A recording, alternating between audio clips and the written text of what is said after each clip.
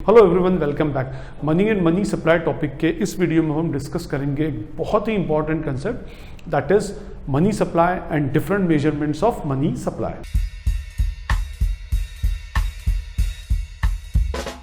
If we talk about the concept of money supply, तो money supply की definition होती है it is the total stock of money held by public at a particular point of time. Okay, so this is our definition. इसमें सबसे पहला word अगर हम देखें तो निकलता है इसमें stock. It means that supply of money is a stock concept. Okay, देखिए इकोनॉमिक्स में दो टाइप के कंसेप्ट होते हैं. First is the stock concept and second is the flow concept. इसका एक डेडिकेटेड वीडियो भी है, अगर आप चाहें तो स्टॉक और फ्लो कंसेप्ट के लिए उस वीडियो को भी देख सकते हैं. फिर भी मैं आपको एक इन शॉर्ट एक बता दूं. स्टॉक कंसेप्ट जो होता है, stock is measured at a particular point of time. Particular point of time का मीनिंग होगा एक स्पेसिफिक डे पर, एक खास दिन पर. ठीक. And flow means what, which is measured at a particular period for a particular period of time. For a particular period of time. ठीक है, एक खास वक्त के लिए. देखिए मैं एक सबसे अच्छा एग्जांपल इन शॉर्ट आपको देता हूं. जैसे मैंने कहा कि भाई मेरा बैंक अकाउंट है सेविंग अकाउंट. ओके, अब इस सेविंग अकाउंट के अंदर मैंने 1 जनवरी को मेरा बैलेंस था ₹50,000. ओके, और 31 जनवरी को एंड ऑफ द मंथ में मेरा बैलेंस हुआ 65,000. फाइन. सो ये जो हमारे बैंक अकाउंट का बैलेंस हम मेजर करते हैं, हम देखते हैं कि आज मेरा बैंक बैलेंस क्या है, कल मेरा बैंक बैलेंस कितना होगा, उस स्पेसिफिक डे पर मेरा बैंक बैलेंस कितना था. Means we basically measure the bank balance at a particular point of time. एक स्पेसिफिक डे पर मेजर करते हैं. So bank balance on 1 January is a stock concept. Again bank balance on 31 January is a stock concept. And whatever variation between the two is the flow concept. अब भाई ये variation कैसे आया 50 और 65 का? Means I have deposited 15,000 during the month. तो ये जो मेरा डिपॉजिट है 15,000 during the month, this is called as the flow. Whatever I am depositing in the bank और whatever I am withdrawing from the bank, that is called the flow concept. तो जब भी कोई चीज एक specific day पर major की जाए, खास दिन पर, ठीक है, खास दिन मींस वो आज भी हो सकता है, कल भी हो सकता है, ये एक स्पेसिफिक डे पर, कोई भी दिन पर कैलकुलेट की जाए, तो that is called as the stock concept. तो money supply is also a stock concept. इसका मीनिंग ये होता है कि money supply is usually measured at a particular point of time, एक खास दिन पर. अच्छा, खास दिन कोई ऐसा नहीं होता कि कोई स्पेशल डे हम लें, उसमें कोई भी दिन हो सकता है उसमें ना. मींस जिस भी दिन पर आप कैलकुलेट कर रहे हो, that is called the stock concept. जब भी यहां पर लास्ट में लिखा है eight a particular point of time, जैसे हमने आगे स्टॉक लिख दिया तो आगे पर्टिकुलर पॉइंट ऑफ टाइम लिखने की रिक्वायरमेंट नहीं भी थी उसके अंदर. ठीक, फाइन. तो सबसे पहली बात, that money supply is a stock concept held by the public. और दूसरा वर्ड इसके अंदर आया held by the public. Held by the public का मीन्स जो पब्लिक के पास होगा. ठीक है, इसको हम आसान जबान में बोले तो भाई पब्लिक के पास एक खास दिन पर या किसी भी दिन जितना पैसा सर्कुलेशन में होगा आपकी पूरी इकोनॉमी में, that is called money supply. ठीक है, तो पहला, किसी भी दिन आपकी इकोनॉमी में जो पब्लिक के पास मनी अवेलेबल होगा, that is called money supply. अच्छा, इसके अंदर एक वर्ड आया पब्लिक, तो यहां पर हम पब्लिक लेते हैं. ठीक है, public does not includes the money of the government and money of the banks. इन दोनों के मनी को नहीं ले सकते हम. क्यों? क्योंकि भाई government is the creator of money. ये तो वो एजेंसी है जो मनी को क्रिएट करके मनी को सप्लाई करती है मार्केट के अंदर.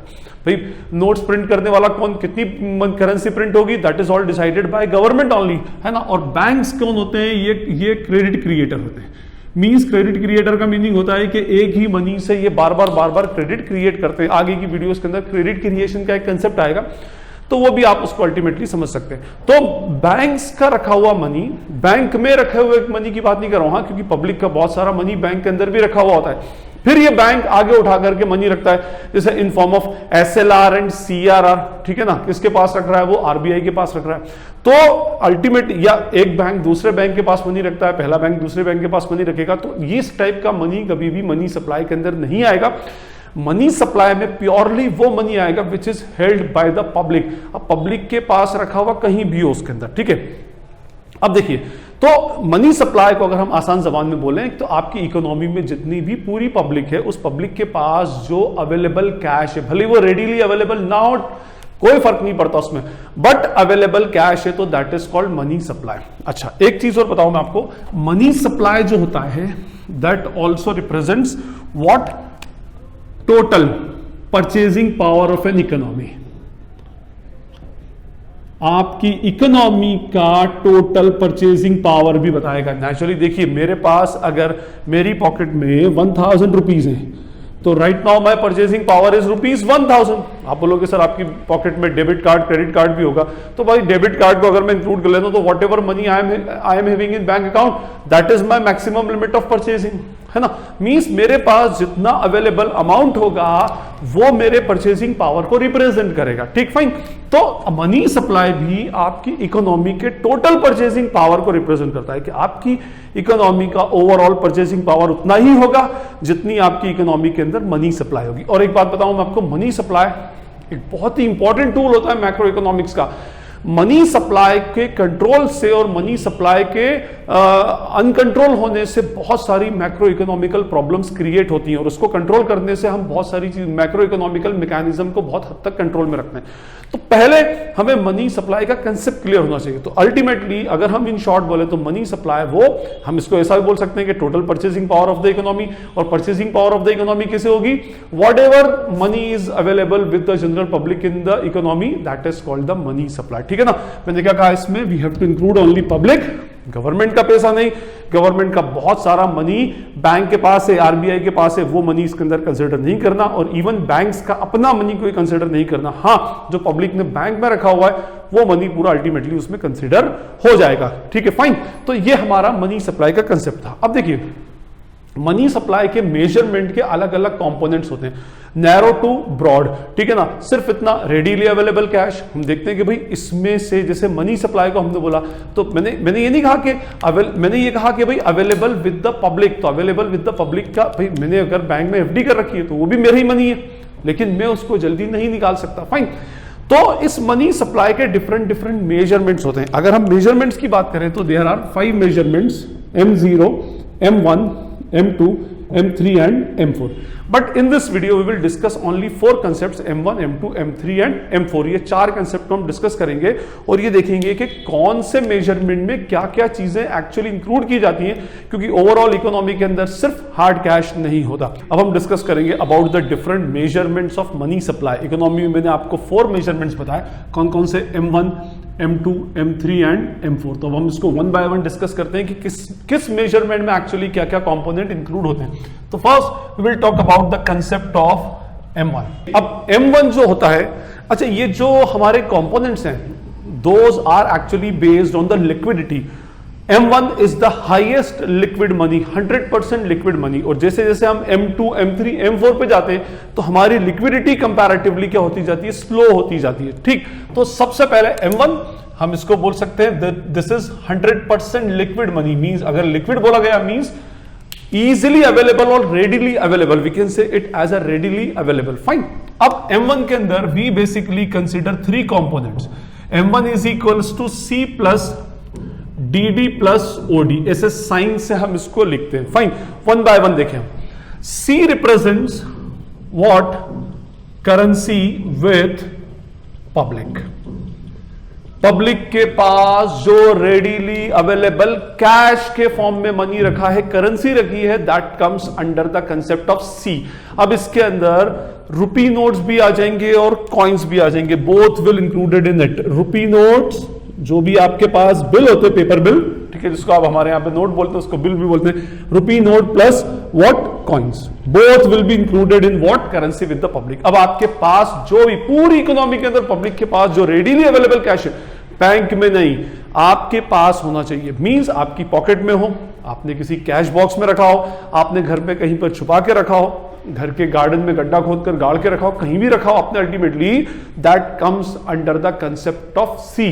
सी means currency readily available with the public, उसके अंदर नोट्स भी आ जाएंगे, है ना, और दूसरा अपने आप में कॉइन्स भी आ जाएंगे। फाइन, तो सबसे पहले currency with the public, that comes under the C. Second is what, DD। देखिए DD represents what? Demand deposits. देखिए, इस मनी सप्लाई के वीडियो को अगर बहुत अच्छे से समझना है तो इसके पहले का एक वीडियो है क्या, different types of accounts in banks and post office, तो उसको आप जरूर देखें। वो अगर देखेंगे तो आपको ये सारे कंसेप्ट फटाफट समझ में आएंगे। डिमांड डिपॉजिट्स, मैं फिर भी एक फटाफट रिवाइज कर दूं कि मैंने आपको बताया था बैंक में दो टाइप के डिपॉजिट्स होते हैं, first is the demand deposit and second is the term deposit. हाँ, तो right now we are talking about what? Demand deposits. Demand deposits mean जब आप इसकी डिमांड करोगे तब मिल जाएगा। अच्छा, अगर हम इन डिटेल जाए तो डिमांड डिपॉजिट्स में दो चीजें आती हैं, प्रीवियस वीडियो जरूर देखिएगा। इसमें डिमांड डिपॉजिट में first, all deposits, all of current account. भाई एक्चुअली करंट अकाउंट जो होता है वो तो होता ही डिमांड डिपॉजिट है, तो जितना पैसा करंट अकाउंट में रखा है पूरा का पूरा इसमें इंक्लूड करेंगे, plus some amount of savings account या some part of saving account, ऐसा बोलूं तो बेटर, ठीक है। कंप्लीट करंट अकाउंट में जितना मनी, करंट अकाउंट तो प्योर डिमांड अकाउंट है, और दूसरा some part of saving account. हमने पढ़ा था सेविंग अकाउंट में दोनों फीचर्स होते हैं, term deposit as well as of demand deposit. तो उसमें से जो डिमांड डिपॉजिट वाला पार्ट है, अच्छा ऐसा नहीं होता कि भी किसी सेविंग अकाउंट में स्पेसिफिकली कोई अमाउंट डिमांड डिपॉजिट और टर्म डिपॉजिट में होता है। हमने बोला था कि सेविंग अकाउंट में विड्रॉल की फैसिलिटी होती है बट विद सम रेस्ट्रिक्शंस, ठीक है ना, तो मींस उसमें से विड्रॉल कर सकते हैं। तो वो पार्ट जो रेडिली क्या हो आपके लिए अवेलेबल हो, आप उसको विड्रॉ कर सकते हो। तो इसका मतलब ये हुआ डिमांड डिपॉजिट में पूरा करंट अकाउंट आएगा और कुछ पार्ट ऑफ सेविंग अकाउंट आएगा। अच्छा, एक बात और याद रखिएगा कि this is the concept where we use the word net. Actually यहां पर वर्ड यूज होना चाहिए net demand deposits. Net demand deposits का मीनिंग होता है कि in this we will consider only that amount of demand deposit which is deposited by the public in the bank. Actually क्या होता है कि बैंक्स कुछ इंटर बैंक ट्रांजेक्शंस भी करते हैं। इंटर बैंक ट्रांजेक्शंस का मीनिंग होता है जैसे लेट्स सपोज एसबीआई कुछ पैसा पंजाब नेशनल बैंक के पास एज अ डिमांड डिपॉजिट रख देगा, पंजाब नेशनल बैंक कुछ मनी एसबीआई के पास, आईसीआईसीआई के पास एज अ डिमांड डिपॉजिट रख देगा, तो ये हो जाएगा money demand deposits of bank. और मैंने आपको पहले ही कहा कि हमें सिर्फ क्या लेना है, money held bye the public. अच्छा, आप बोलोगे कि सर ये भी तो मनी पब्लिक का ही है, तो ये मनी ऑलरेडी पब्लिक के डिमांड डिपॉजिट्स के अंदर ऑलरेडी इंक्लूड हो चुका है, फाइन। तो we will never consider the inter bank transactions, ठीक है ना। जो इंटर बैंक डिमांड डिपॉजिट्स होते हैं हम कभी भी इसमें कंसीडर नहीं करेंगे। That's why we always use the concept of net demand deposit. सिर्फ डिमांड डिपॉजिट एक्चुअली हमें इसके अंदर नहीं लेना है। I hope it is clear to you, fine. तो two components are there, first is what, M1 is C, current deposits with public, currency with public, sorry, DD, net demand deposits, net demand deposit के अंदर all of current account and some part of saving account ही आएगा, और इसमें हम net का concept लेंगे, interbank transactions consider नहीं करेंगे। And third is the OD. OD represents what? Other deposits with RBI, ठीक है। अब ये अदर डिपॉजिट्स विद आरबीआई का, तो आप बोलेंगे कि सर आरबीआई के अंदर तो कोई जनरल पब्लिक तो अपना अकाउंट ओपन कर ही नहीं सकती, फाइन। इसके अंदर कुछ और क्या होते हैं, deposits of public financial institutions. कुछ पब्लिक फाइनेंशियल इंस्टीट्यूशन है जस्ट लाइक आईडीबीआई, ठीक है, इस टाइप के जो होते हैं इनका कुछ मनी आरबीआई के अंदर डिपॉजिटेड होता है, तो वो मनी भी किसका पार्ट होगा, अपना अदर डिपॉजिट्स का पार्ट होगा, and it will become a part of what, concept of M1। इसके अलावा इसके अंदर होता है demand deposits of foreign central bank, ठीक है, जो दूसरे सेंट्रल बैंक्स का कहां रखा होगा, हमारे आरबीआई के पास रखा होगा, तो that is also a part of other deposits. किसी दूसरे कंट्री के सेंट्रल बैंक में, जैसे हमारे यहाँ का आरबीआई है, कोई दूसरा यूएस का फेडरल रिजर्व है, तो उसका अगर कोई मनी आरबीआई के अंदर रखा हुआ है तो दैट इज डिमांड डिपॉजिट के फॉर्म में, स्पेशल अकाउंट में, तो that is also a part of other deposits, fine. और इसके अंदर थर्ड आता है demand deposits of international organisation just like IMF etcetera. International monetary fund का अगर कोई money as in form of demand deposit अगर आरबीआई के पास रखा है तो that will also be a part of other deposits, fine. So this is the concept of M1, currency with public. मैंने क्या कहा कि M1 का कंसेप्ट क्या होता है, हाईली लिक्विड होता है। Highly liquid means 100% liquid, readily available cash. जब आपको पैसा चाहिए तब आपको वो अल्टीमेटली रिसीव हो जाएगा, ठीक, फाइन। तो सबसे पहले इसके अंदर आता है करेंसी विद पब्लिक, ये तो हाईली लिक्विड होगा, आपके पास अवेलेबल करेंसी है तो आप कहीं भी स्पेंड कर सकते हो। Second is the demand deposit, बता चुका हूं मैं, नेट डिमांड डिपॉजिट। और थर्ड होता है अदर डिपॉजिट्स विद आरबीआई। अब हम हमारा स्कोप थोड़ा सा और बढ़ाते हैं, we will move to M2, ठीक है। तो सेकंड वन इज M2, और M2 का फॉर्मूला क्या होता है, M1 plus saving deposits in post office saving bank, ठीक है। M1 plus saving deposits in post office. देखिए M1 के अंदर तो फिर क्या आ गया, C plus DD plus OD, है ना, और इसके अंदर क्या करेंगे, saving deposit in post office saving bank, ठीक है। पोस्ट ऑफिस के मैंने आपको बताया था किस किस टाइप के अकाउंट्स ओपन होते हैं, और पोस्ट ऑफिस भी आपको बैंकिंग फैसिलिटीज देता है, तो आप वो वीडियो प्रीवियस वाली देख सकते हैं। तो मैं सिर्फ अल्टीमेटली बता रहा हूं कि जो भी पैसा पोस्ट ऑफिस में इन form of saving bank account रखा हुआ है, ठीक है, तो that will also be included in M2, है ना। अच्छा, ये M1 M2 से मैं आपको एक से बताऊं, यहां पर दो कंसेप्ट चलते हैं, नैरो मनी और ब्रॉड मनी का, ठीक है। तो नैरो मनी अगर आपसे पूछा जाए तो narrow money is the M1, actually तो नैरो मनी M2 होता है, this one is the narrow money, हाँ। बट लिसन, होता यह है कि ये जो saving deposits in post office होता है, जैसे मैंने आपको बताया था कि बैंक्स के प्राइमरी फंक्शंस क्या होते हैं, accepting the deposits and granting the loans to the public. और मैंने आपको प्रीवियस वीडियो में बताया था कि पोस्ट ऑफिस भी बैंकिंग फैसिलिटी देता है, लेकिन सिर्फ एक फंक्शन के साथ, एक्सेप्टिंग डिपॉजिट्स, वो आगे पब्लिक को लोन के फॉर्म में मनी डिस्ट्रीब्यूट नहीं करता। फाइन, तो जब वो मनी डिस्ट्रीब्यूट नहीं करता तो जो मनी आप बैंक में डिपॉजिट कर रहे हैं वो फिर से मार्केट में सर्कुलेशन में नहीं आता, ठीक। तो मींस इसकी लिक्विडिटी तो पैसा जाने के बाद खत्म हो गई, ये बैंक में गया लेकिन मार्केट में सर्कुलेशन में नहीं आएगा, जबकि ये मनी जो होता है ये मार्केट में सर्कुलेट होता रहता है, ठीक, फाइन। तो इसको हम नैरो कंसेप्ट ऑफ मनी बोलते हैं, बट क्योंकि ये हमारे किसी काम का नहीं है, इसके अंदर लिक्विडिटी नहीं होती, तो हमारे पास बचा क्या, M1। So whenever a question will be asked that what is M1, what is narrow money, M1, M2, M3, M4, so we will say what this is our what narrow money, इसको हम क्या बोलते हैं, हमारा narrow money, which is 100% liquid, ठीक है।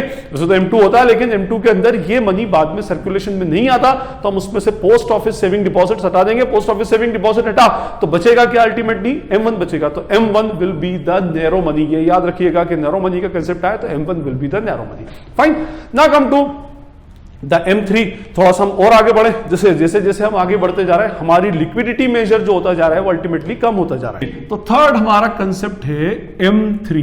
अब M3 के अंदर क्या क्या आता है, M3 is equals to M1, we are not considering M2, हाँ, we are considering only M1। Post office के सारे डिपॉजिट्स हटा देंगे, ठीक है,